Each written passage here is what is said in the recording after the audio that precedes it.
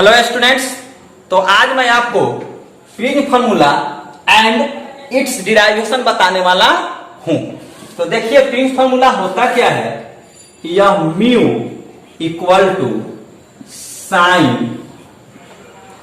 A plus delta L by 2 का total बटा sign A by 2 होता है, जहां म्यू प्रिज्म के पदार्थ का अपवर्तनांक होता है, ए प्रिज्म कोण होता है तथा डेल्टा एम प्रिज्म से उत्पन्न न्यूनतम विचलन होता है।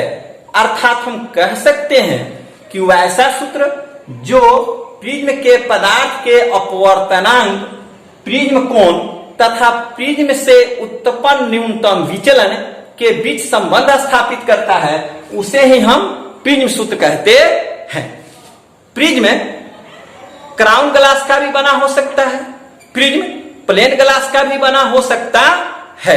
यदि कोई प्रिज्म खोखला हो और उसमें कोई लिक्विड भर दे, कोई क्या करे, लिक्विड भर दे, अर्थात पानी ही हम भर दे, तो पानी का जो अपवर्तनांक होगा वही म्यू होगा। इस टॉपिक को इस तरह से भी परीक्षा में पूछा जा सकता है कि what is relation between mu A and delta M. इसे डिराइव करने के लिए हमें एक प्रिज्म की आवश्यकता होती है। तो आइए देखिए हम प्रिज्म पर किरण आरेख किस प्रकार से खींचते हैं। देखिए यह एक प्रिज्म ले लेते हैं, हम एक प्रिज्म ले लेते हैं। मैं बताया हूं कि फिगर साफ सुथरा होना चाहिए। यह एक प्रिज्म ले लेते हैं जिस पर एक इंसिडेंट रे खींचते हैं। यह इंसिडेंट रे है, इंसिडेंट रे, और यह आपतन बिंदु है, यहां एक अभिलंब डालते हैं। इसके पहले भी मैं बताया हूं कि अभिलंब इस तरह से होना चाहिए कि लगे कि यह 90 डिग्री का कोण है। यहां से यह किरण यहां अपवर्तन होता है तो यह अभिलंब की ओर झुक जाता है, तो यह रे ऐसे हो जाएगा, ऐसे यहां आकर के मिलेगा। यह आपतित किरण होगा और यह अपवर्तित किरण होगा। आपतित किरण और इस नॉर्मल के बीच जो कोण बनेगा उसको हम आई द्वारा डिनोट करते हैं। यह अभिलंब और इसके बीच जो कोण बनता है उसे हम R1 द्वारा डिनोट करते हैं। जब यह किरण प्रिज्म के इस सतह पर आता है तो यहां भी एक हम अभिलंब खींचते हैं, यहां भी एक अभिलंब खींचते हैं। यह अभिलंब है, इसे हम n डैश के द्वारा सूचित करते हैं। प्रकाश का किरण अब सघन माध्यम से विरल माध्यम में जाएगा तो यह अभिलंब से दूर हटेगा, तो यह ऐसे आ जाता है। इसे हम निर्गत किरण कहते हैं, इमर्जेंट रे कहते हैं। क्या कहते हैं? इमर्जेंट रे कहते हैं। इमर्जेंट रे और नॉर्मल के बीच में जो एंगल बनता है इसे ई द्वारा सूचित करते हैं तथा इसे एंगल ऑफ इमरजेंस कहते हैं। हम आपको बताए हैं कि इस रे को जब आगे की ओर हम बढ़ाते हैं, ऐसे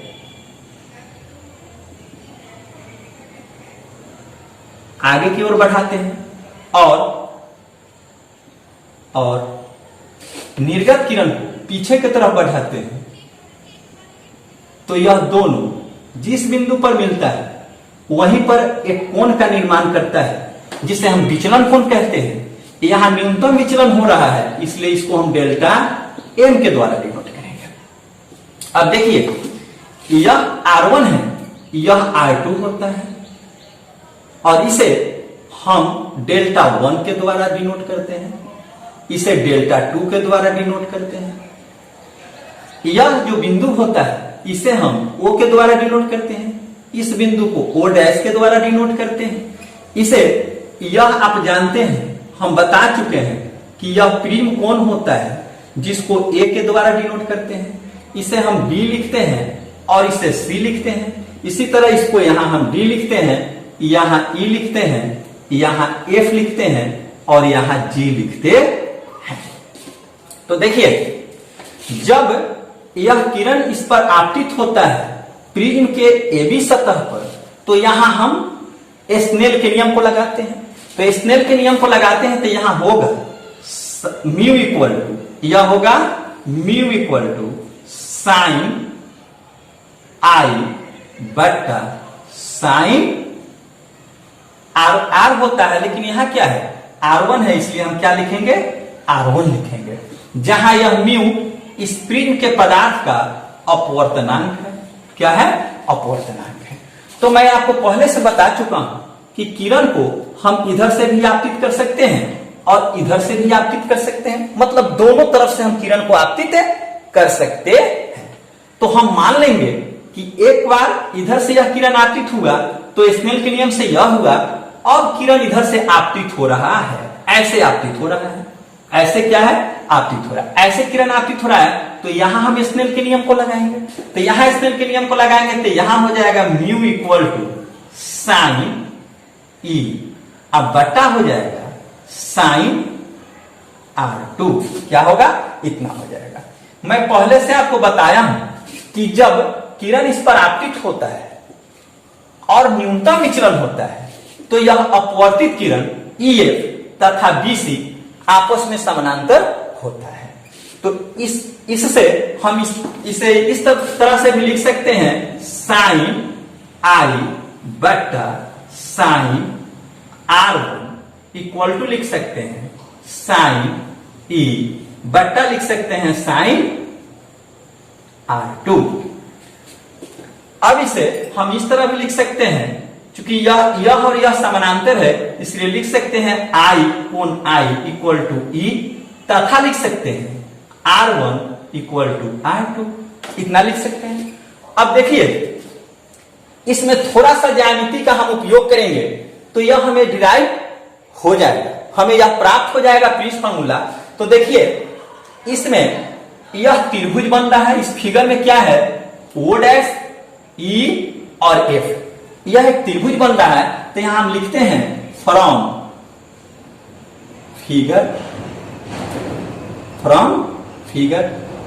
फिगर में क्या है, हम ले लेते हैं in triangle O dash E F, यहां ले लेते हैं। तो हम आपको बताए हैं कि यह बाहर का कोण है तो दो अंतः कोणों के फल के बराबर होगा।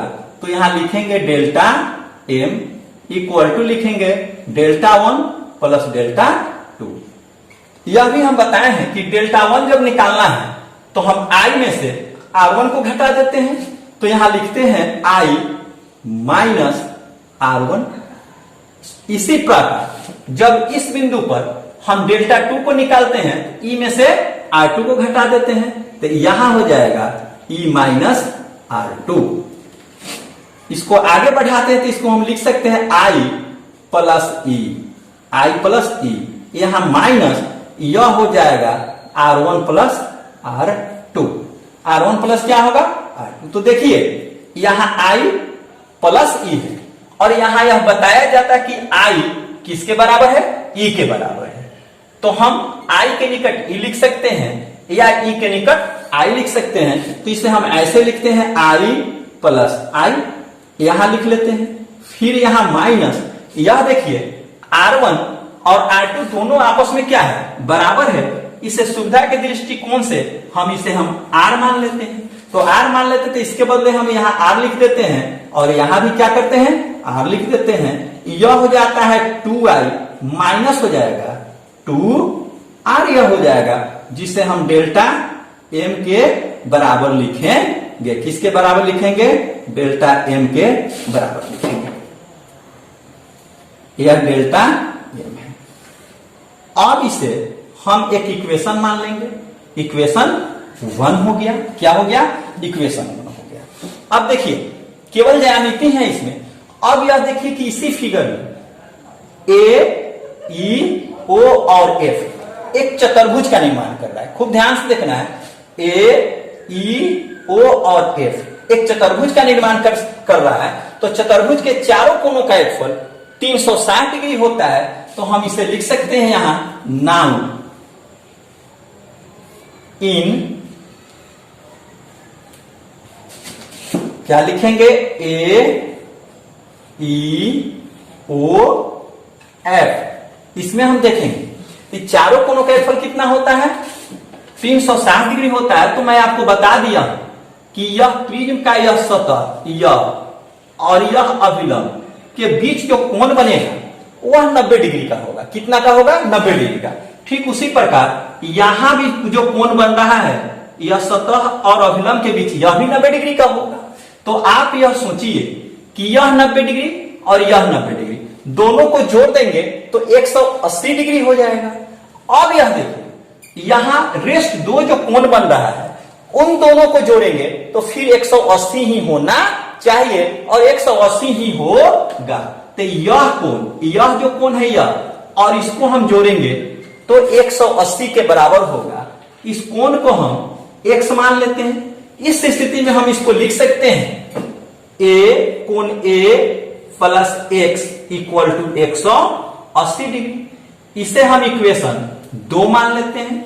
क्या मान लेते हैं, 2 मान लेते हैं। यह इक्वेशन 2 हो गया। फिर हम देखते हैं क्या कि यह भी एक त्रिभुज का निर्माण कर रहा है। तो यहां हम देखेंगे इससे कि यह लिखेंगे यहां इन ट्रायंगल। क्या लिखेंगे, इन ट्रायंगल। यहां लिखेंगे ई ओ एफ में। तो यह देखेंगे तो यहां हम लिखेंगे R1 plus R2 plus x equal to 180 degree. यह होगा, यहां देख लीजिए R1 R2 किसके बराबर है, R के बराबर है। तो यहां हम इसको R लिख देते हैं प्लस यहां भी R लिख देते हैं प्लस यह x होगा, यह हो जाएगा 180 डिग्री। दोनों को जोड़ेंगे 2R होगा प्लस यह x होगा इक्वल टू 180 डिग्री होगा। इसको इक्वेशन हम 3 मान लेते हैं। अब आप देखिए यहां इक्वेशन 2 है। इस इक्वेशन 2 में यह 180 डिग्री है, यहां 3 में यह भी 180 डिग्री है। मतलब इस समीकरण 2 और 3 का RHS आपस में क्या है, बराबर है। तो निश्चित रूप से इसका LHS भी आपस में बराबर होगा। तो यहां हम लिखेंगे फ्रॉम इक्वेशन 2 एंड 3, 2 और 3 से वी गेट, 2 और 3 से हम देखते हैं कि इसे लिख लेंगे a प्लस x और इसे लिखेंगे होगा 2r प्लस x। अब यहां x और x दोनों तरफ बराबर है, इसलिए इसको हम क्या करेंगे, कटा देंगे। यह आपका बच जाएगा a इक्वल टू 2r, इतना बच जाएगा। इसे हम इस तरह भी लिख सकते हैं, इसलिए r इक्वल टू हम लिख सकते हैं a/2। r इक्वल टू क्या हो गया, a/2 हो गया। तो हमें r का वैल्यू निकाल लिया। r का वैल्यू क्या हुआ, हमें प्राप्त हो गया। अब हमें किसी तरह से i का वैल्यू निकालना है। तो देखिए यदि हम क्या करते हैं कि 2r का मान अगर हम समीकरण 1 में रख देते हैं तो i का मान आ जाएगा। क्या आ जाएगा, i का मान आ जाएगा। तो हम क्या करते हैं, 2r के वैल्यू को हम समीकरण 1 में रख देते हैं। किस में रख देते हैं, समीकरण 1 में रख देते हैं। यही समीकरण 1 है, इसको अभी रखते हैं। यहां लिखते हैं putting the value of 2r in equation 1 में रखते हैं वी गेट। तो 1 में रखेंगे तो यह हो जाएगा डेल्टा m इक्वल टू, यह 2i को हम यहां रहने देते हैं। क्या करते हैं, 2i को रहने देते हैं और यह आपका हो जाएगा, यहां से वैल्यू रख देते हैं। तो यह है 2r बराबर कितना है, a है। तो इसके बदले हम यहां a रख देते हैं। अब इस a को हम इधर ला देते हैं, तो ला देंगे तो डेल्टा m प्लस क्या हो जाएगा, a हो जाएगा इक्वल टू 2i हो जाएगा। अब बहुत आसान हो गया आई का मान निकालना, तो यहां इसलिए आई बराबर हम लिख सकते हैं, यह हो जाएगा डेल्टा एम प्लस ए बट्टा 2। क्या हो जाएगा? डेल्टा एम प्लस ए बट्टा 2। इसे हम ऐसे भी लिखते हैं, पहले ए को लिख देते हैं, यह हो जाएगा ए प्लस डेल्टा एम बट्टा 2। यह हमें आई का भी वैल्यू आ गया, हमारे पास आर का भी वैल्यू है और आई का भी वैल्यू है। अब यहां पुनः हम क्या करेंगे? स्नेल के नियम को लगा देंगे। तो स्नेल के नियम को लगाएंगे तो सभी बच्चे जानते हैं, फ्रॉम स्नेल्स लॉ, या सभी जानते हैं होता है म्यू इक्वल टू साइन आई बट्टा साइन आर। तो यह साइन आई बटा साइन आर होगा, यहां पर हम वैल्यू रख देंगे। तो वैल्यू रखेंगे तो यह हो जाएगा साइन, देखिए आई का वैल्यू आप निकाल कर रखे हैं, आई का वैल्यू यही है, तो इसको हम लिख सकते हैं ए प्लस डेल्टा एम बाई 2, इतना लिख सकते हैं। यह टोटल का बट्टा हम लिखेंगे। फिर यह देखिएगा आर का वैल्यू कितना है, तो यहां लिखेंगे साइन, और यहां आर का वैल्यू आया हुआ है, यहां आर इक्वल टू क्या है? ए बाई 2, तो ए बाई 2 यहां लिखते हैं। अब इसे हम स्पष्ट रूप से लिख देते हैं, यहां पर आप देखिए, तो यहां लिख देते हैं हम इसको स्पष्ट रूप से, यह होता है mu equal to sine A plus delta A by 2 का टोटल बट्टा होगा साइन ए बाई 2। यह टोटल को हम प्रिंस फार्मूला कहते हैं। क्या कहते हैं? प्रिंस फार्मूला कहते हैं, यही प्रिंस फार्मूला होता है। इस प्रिंस फार्मूला को प्राप्त करने के बाद एक स्पेशल केस बचता है। क्या बचता है? Special case. आइए हम उसे भी बता देते हैं।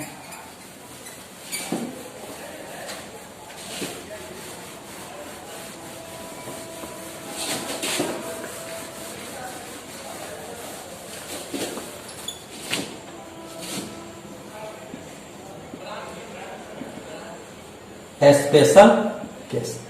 स्पेशल केस में है क्या कि यदि प्रिज्म, जो प्रिज्म हमको दिया गया है वह बहुत पतला हो, काफी थीन हो, तब क्या होगा? तो देखिए, फॉर वेरी थीन प्रिज्म,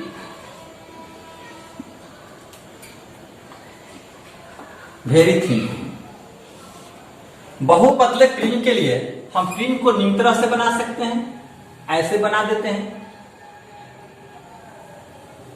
यह बहुत ही पतला प्रिज्म है और इस पर एक किरण को इंसिडेंट करते हैं, ऐसे यहां से रिफ्लेक्शन होगा, ऐसे होगा, और रे यहां से नीचे की तरफ ऐसे मुड़ जाएगा। जब इसको हम क्या करेंगे, आगे की तरफ बढ़ाएंगे इस एक्टिव किरण को, तो यह आगे ऐसे बढ़ेगा, और इसको पीछे बढ़ाएंगे तो यह ऐसे होगा। जो यह कोण बनेगा वह काफी छोटा होगा, काफी छोटा होगा। इसका प्रिज्म कोण भी होगा, वह काफी छोटा होगा पतले प्रिज्म के लिए। तो यह क्या होता है, यहां हम लिख सकते हैं इस स्थिति में A टेंड्स टू 0, और यह भी लिख सकते हैं डेल्टा एम टेंड्स टू 0।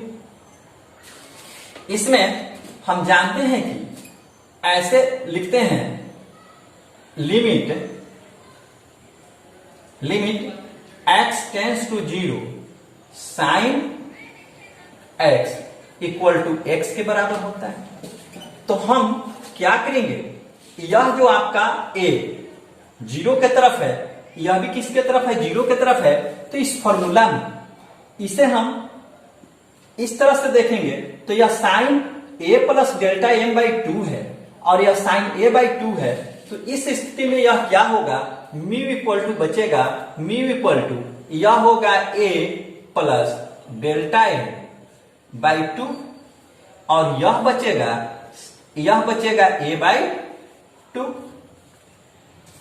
2 और 2 कट जाएगा, यह बचेगा mu equal to A plus delta M by A बचेगा। अब इसको हम इधर ला देंगे, तो इधर ला देंगे तो हम इसे इतना लिख सकते हैं, यह हो जाएगा म्यू ए इक्वल टू, यह हो जाएगा ए प्लस डेल्टा एम। ए को फिर इधर हम ला देते हैं तो यह हो जाएगा mu A minus A equal to delta M हो जाएगा। यहां से ए को हम कॉमन ले लेते हैं तो यह होगा mu minus 1 into A equal to delta M, अर्थात इसे हम लिख सकते हैं delta M equal to mu minus 1 into A. यह भी एक फॉर्मूला हुआ, इससे भी हम काफी न्यूमेरिकल्स बना सकते हैं। तो आइए प्रिज्म फार्मूला पर मैं आपको एक न्यूमेरिकल बताता हूं। देखिए यह न्यूमेरिकल है for a glass prism. Prism जिस ग्लास का बना हुआ है उसका रिफ्रैक्टिव इंडेक्स दिया हुआ है, तो यहां हम लिख सकते हैं अकॉर्डिंग टू क्वेश्चन, यह हो जाएगा म्यू इक्वल टू √3 होगा। अब यहां यह भी दिया है the angle of minimum deviation is equal to angle of prism. तो मिनिमम डेविएशन जो होता है उसको हम डेल्टा एम कहते हैं। यह किसके बराबर है? एंगल ऑफ प्रिज्म के। इसको ए से डिनोट करते हैं, मतलब डेल्टा एम और ए दोनों आपस में बराबर है। अब यहां हम क्या करते हैं, प्रिज्म फार्मूला का यूज करते हैं, तो यहां हम लिखते हैं यूजिंग, यहां लिखेंगे म्यू इक्वल टू, यह होता है sine A plus delta M by 2 upon होगा साइन ए बाई 2। अब देखिए यहां डेल्टा एम और ए दोनों आपस में बराबर है, तो इसे हम लिख सकते हैं sine A plus A by 2। अब हम इसका बट्टा होगा साइन ए बाई 2। अब देखिए इस दोनों को जोड़ देंगे तो 2a हो जाएगा, 2 कट जाएगा, तो यहां बचेगा साइन ए, अब बट्टा बचेगा साइन ए बाई 2। देखिए अब इसे हम फार्मूला पर तोड़ देंगे। क्या करेंगे, इसे फार्मूला पर तोड़ देंगे, तो यह फार्मूला लिखेंगे तो यहां लिख सकते हैं और म्यू इक्वल टू, यह हो जाएगा 2 sine A by 2 into cos A by 2 होगा। इसका टोटल का बट्टा होगा कॉस साइन, क्या होगा साइन ए बाई 2 होगा। यह ए बाई 2, यह ए बाई 2 कट जाएगा, sine A by 2 sine A by 2 cut जाएगा, यहां बचेगा और क्या बचेगा, और यह बचेगा और mu equal to 2 cos A by 2, इतना बच जाएगा। अब 2 को हम इधर ला देते हैं तो यह हो जाएगा म्यू बाई 2 इक्वल टू होगा कॉस ए बाई 2। म्यू का वैल्यू यहां दिया हुआ है √3, तो इसको हम लिख सकते हैं और √3 बाई 2 इक्वल टू लिख सकते हैं कॉस ए बाई 2। √3 बाई 2 का वैल्यू होता है कॉस 30 डिग्री के बराबर होता है, तो इसे हम यहां लिख सकते हैं और कॉस 30 डिग्री इक्वल टू लिख सकते हैं कॉस ए बाई 2। तो यहां यह भी होगा और यह होगा 30 degree equal to A by 2, इतना होगा। अब ए का वैल्यू निकालेंगे तो इधर आकर के क्या हो जाएगा, गुना हो जाएगा, तो इसको लिख सकते हैं ए बराबर 30 गुना 2 इक्वल टू 60 डिग्री हो जाएगा। इसलिए ए का मान कितना हो जाएगा, 60 डिग्री हो जाएगा। यही प्रिज्म कोण होता है। अब हम आपको इसके आगे अगले वीडियो में बताएंगे।